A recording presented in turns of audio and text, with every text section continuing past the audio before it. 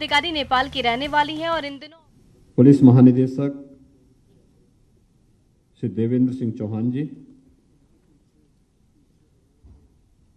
अपर मुख्य सचिव सूचना श्री नवनीत सहगल जी,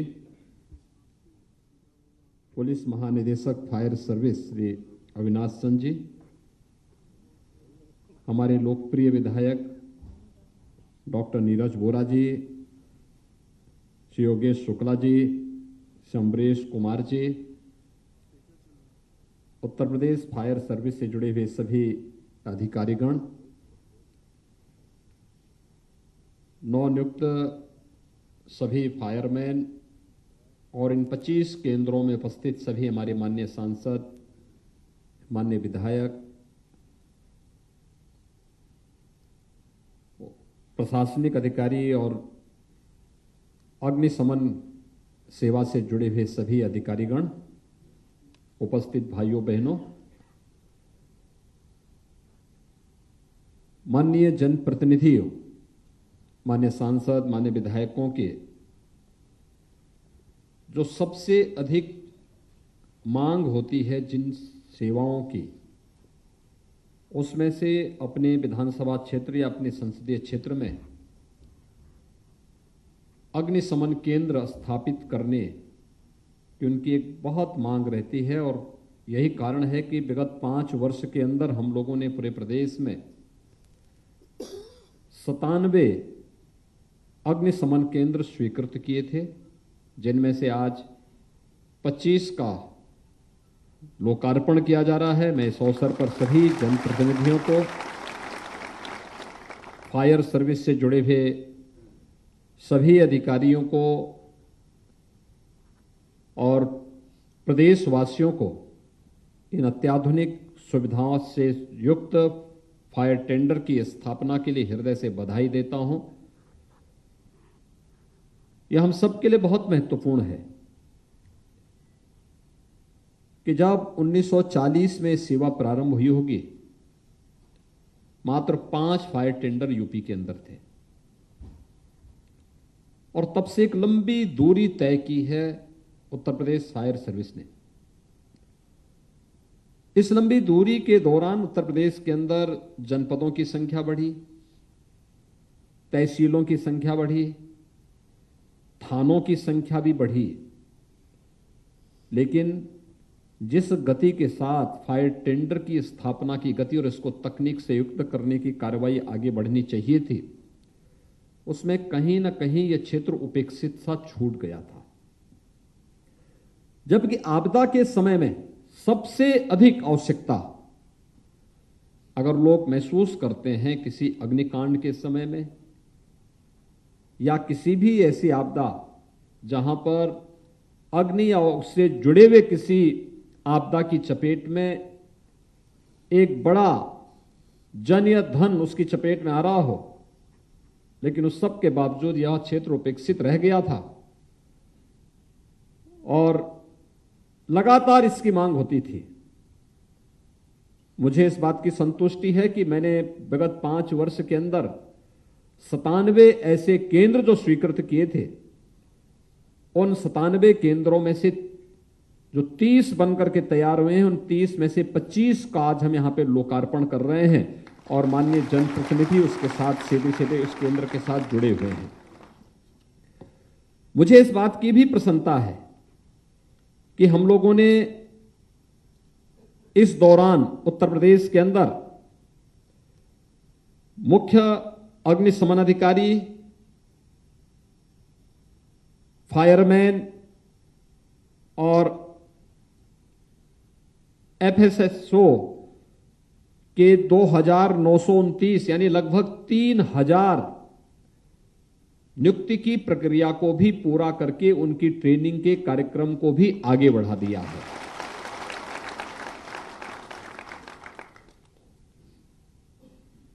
मुझे प्रसन्नता है कि विगत 5 वर्ष के अंदर हम लोगों ने इस विभाग के 838 कार्मिकों को प्रोन्नति भी दी है, जिसमें 18 मुख्य अग्निशमन अधिकारी, 5 अग्निशमन अधिकारी,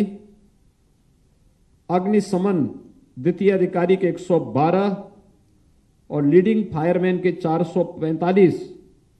और फायर सर्विस चालक के 258 ऐसे कार्मिक थे वर्षों से जिन्हें प्रमोशन नहीं प्राप्त हो पाया था,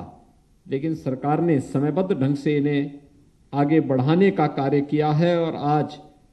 यहां पर हमारे जो फायरमैन हैं इस कार्यक्रम की शोभा भी बढ़ा रहे हैं कि जो अत्याधुनिक सुविधा से युक्त,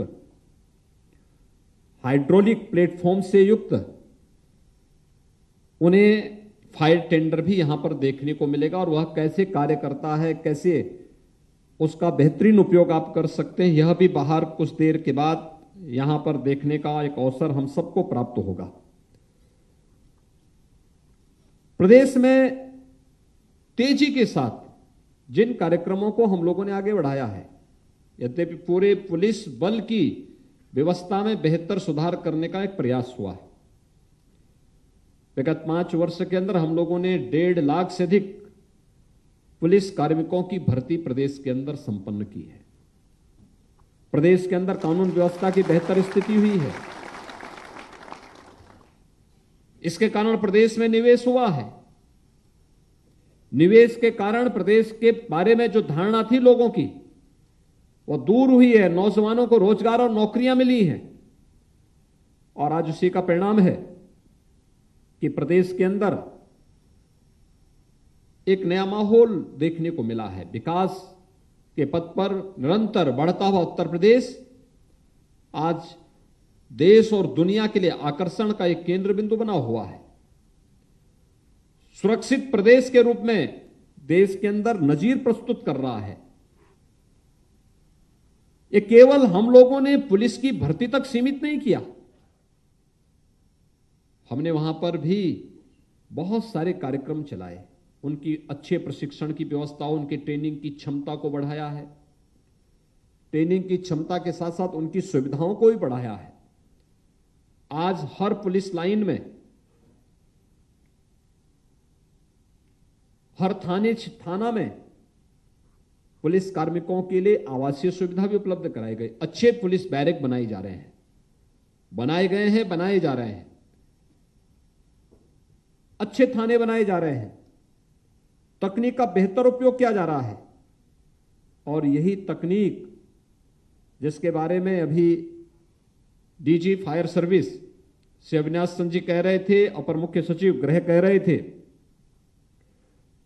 उस तकनीक का बेहतर उपयोग करते हुए कि हमें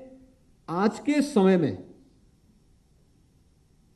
यद्यपि हम लोगों ने उस प्रकार के अत्याधुनिक साधन वाहन भी खरीदे, विगत 5 वर्ष के अंदर हम लोगों ने 241 अग्निशमन वाहन भी क्रय किए हैं, जिसमें वाटर बाउजर हैं, वाटर टेंडर हैं और मोटरसाइकिल जो फायर सर्विस में विशेष रूप से उपयोग की जाती हैं, उन सब का भी हम लोगों ने क्रय किया। लेकिन हम लोगों का प्रयास रहा कि सीएसआर से या अथॉरिटी के माध्यम से, नोएडा डेवलपमेंट अथॉरिटी ने जैसे एक हाइड्रोलिक प्लेटफॉर्म से युक्त फायर टेंडर फायर सर्विस को उपलब्ध करवाने की कार्रवाई को आगे बढ़ाया। इसी प्रकार से प्रदेश सरकार ने भी अपने स्तर पर इन सभी सुविधाओं को और अच्छा करने का प्रयास तो किया, लेकिन आने वाले समय में जो हाई राइज बिल्डिंग है या जहां पर पहुंच आसान नहीं हो सकती, वहां के लिए ड्रोन की सुविधा का उपयोग करना भी ये आज की आवश्यकता है और मुझे लगता है कि उस दिशा में हमें अपने आप को उसके लिए तैयार करना होगा। किसी भी आपदा की सफलता इस बात पर निर्भर करता है कि हमने जनहानि न्यूनतम करने में कितनी सफलता प्राप्त की और फिर जनहानि को भी न्यूनतम स्तर पर ले जाने की कार्रवाई को हम कितने आगे बढ़ाने में सफल हुए हैं। हम जितना उसमें सफल होंगे उतनी मुझे लगता है कि हमारी सर्विसेज बेहतर होंगी और मैं चाहूंगा कि उत्तर प्रदेश फायर सर्विस को एसडीआरएफ के साथ, एसडीएमए के साथ में बेहतर समन्वय करना चाहिए,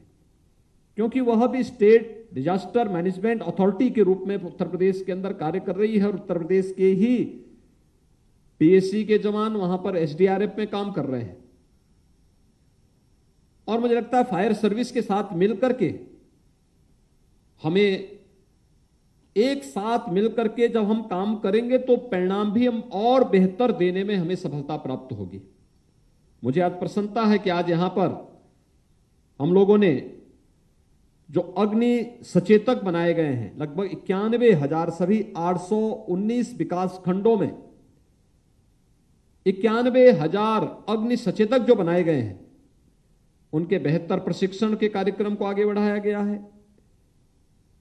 हमारा प्रयास होना चाहिए कि हम जनपद के अंदर भी सामान्य दिनों में